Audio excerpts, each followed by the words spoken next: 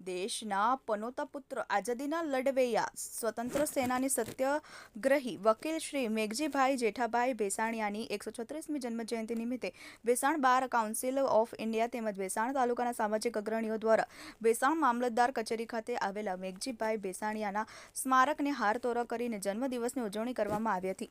આઝાદીના લડવૈયાને તેમણે આઝાદીની લડાત દરમિયાન વેઠવી યાતનાઓ અને જેલવાસ દરમિયાન કેટલાક કષ્ટો સહન કરીને પણ પોતાની લડાત ચાલુ રાખી હતી તે સ્મરણોને યાદ કર્યા હતા. 1930માં તેમણે દેશવાસીઓને કહ્યું હતું કે દેશને શસ્ત્ર વગર સ્વરાજ મળે છે.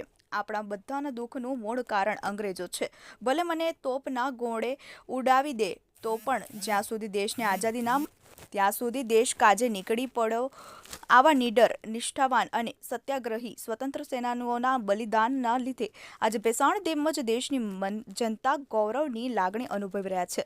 મેઘજીભાઈની 137મા જન્મદિવસ પર પૂર્વ ધારાસભ્ય, જિલ્લા પંચાયતના સદસ્ય, અન્ય પાર્ટીઓના રાજકીય હોદ્દેદારો તેમજ અન્ય ગ્રામ સાથે મળીને આઝાદીના લડવૈયા સ્વતંત્ર સેનાની શ્રી મેઘજીભાઈ જેઠાભાઈ ભેસાણિયાના સ્મારકને હારતોરા કરીને જન્મ જયંતિ ઉજવવામાં આવી હતી. Gopal Bhesaniya, TV18 news.